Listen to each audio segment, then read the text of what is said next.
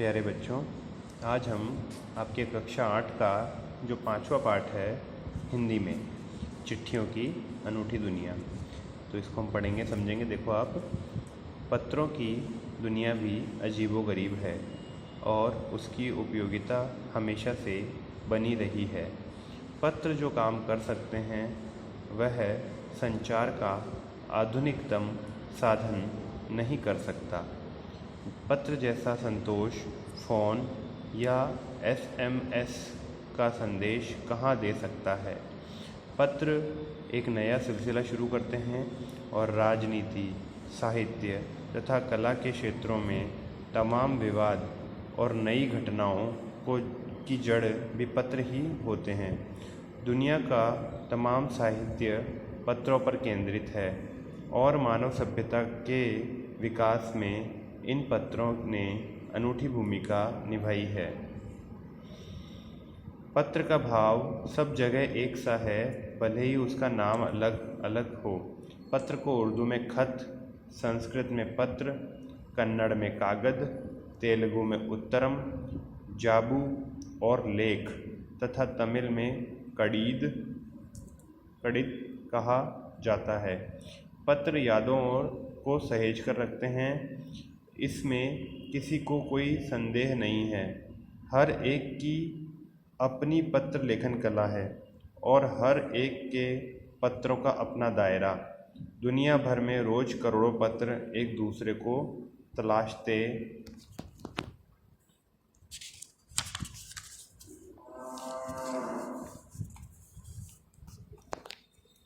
तमाम ठिकानों तक पहुंचते हैं। भारत में ही रोज 4.5 करोड़ चिट्ठियां डाक में डाली जाती है, जो साबित करती है कि पत्र कितनी अहमियत रखते हैं। देखिए, ये पाठ जो है ये बहुत पहले लिखा गया था अरविंद कुमार सिंह के द्वारा।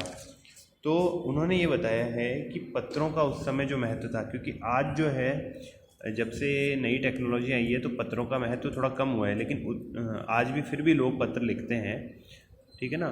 तो पत्रों के क्या फ़ायदे हैं, क्या उनका महत्व है, क्या उनकी उपयोगिता है, इसके बारे में ये पूरा पाठ है।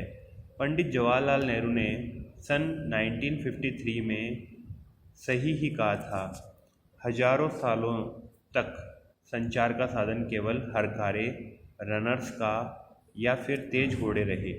उसके बाद पहिए आए, पर रेलवे और तार से भारी बदलाव आया। तार ने रेलों से भी तेज गति से संवाद पहुंचाने का सिलसिला शुरू किया। पहले एक मशीन होती थी, अभी भी होती होगी पोस्ट ऑफिस में, शायद नहीं, अब नहीं होती है ना।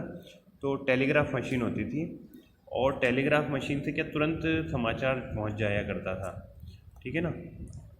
तार ने रेलों से भी तेज गति से संवाद पहुंचाने का सिलसिला शुरू किया। अब टेलीफोन, वायरलेस और आगे राडार दुनिया बदल रहा है।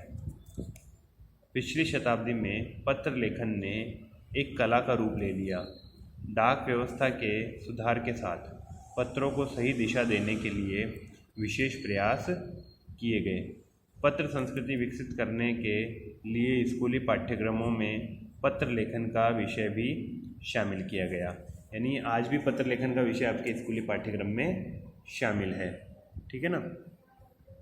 भारत ही नहीं, दुनिया के कई देशों में ये प्रयास चले और विश्व डाक संघ ने अपनी ओर से भी काफ़ी प्रयास किए। विश्व डाक संघ नाम की एक संस्था बनी हुई है जो वैश्विक स्तर पर डाक को पहुंचाने का काम करती है और डाक से जुड़ी व्यवस्थाओं को संभालती है।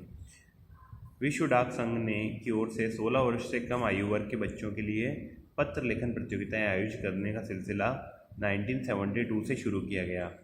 यह सही है कि खास तौर पर बड़े शहरों और महानगरों में संचार साधनों के तेज विकास तथा अन्य कारणों से पत्रों की आवाजाही प्रभावित हुई है। यानी ये बात बिल्कुल सही है कि अब जो है पत्र उस लेवल पर ना तो पत्र लिखे जा रहे हैं और ना ही पत्र जो है भेजे जा रहे हैं।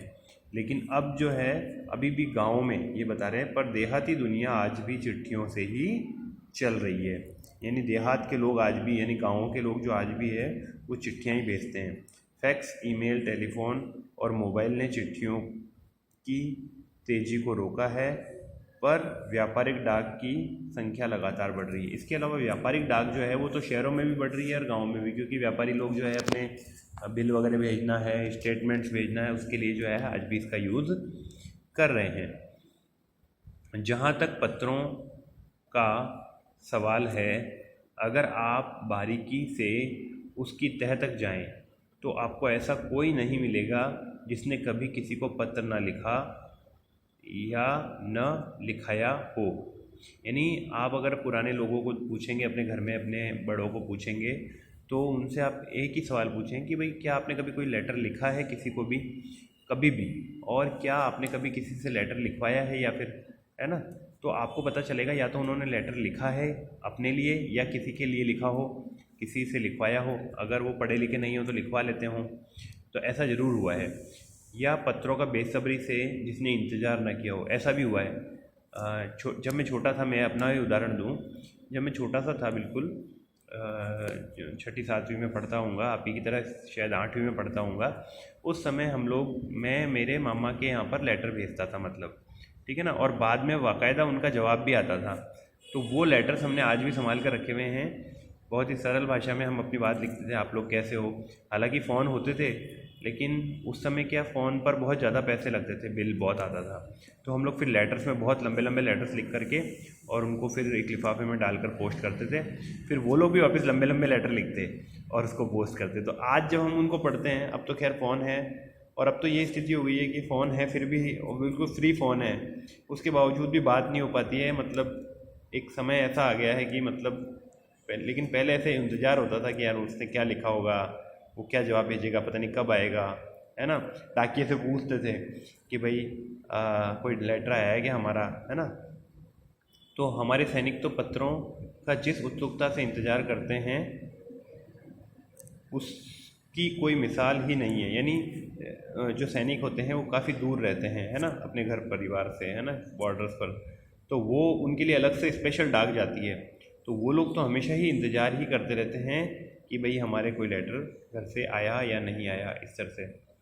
एक दौर था जब लोग पत्रों का महीनों इंतज़ार करते थे, पर अब वह बात नहीं।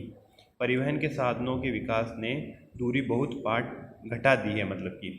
तो ये कह रहे हैं कि एक टाइम ऐसा भी था जब लोग पत्रों का बहुत महीनों तक इंतज़ार करना पड़ता था, क्योंकि धीरे धीरे डाक आती थी, है ना, इतने साधन नहीं थे। आज तो क्या है, तुरंत हर दूसरे तीसरे दिन डाक आ जाएगी अब कहीं पूरे ऑल ओवर इंडिया में, और स्पीड पोस्ट कर दोगे तो और जल्दी आएगी। इवन मोबाइल में मैसेज आता है कि आपकी डाक वहाँ से रवाना हो गई है और अब यहाँ तक पहुँच चुकी है, यहाँ तक, इस तरह से। जैसे तो डाक विभाग भी अब जो है बहुत ही वो आधुनिक हो गया है ना। पहले लोगों के लिए संचार का इकलौता साधन चिट्ठी ही थी, पर आज और भी साधन विकसित हो चुके हैं। तो अब जो है संचार के दूसरे साधन है, तो पत्रों का उतना महत्व कम हुआ है हालांकि। तो आज के वीडियो में इतना ही बेटा, बाकी का अपन ये कल पढ़ेंगे। थैंक यू बेटा।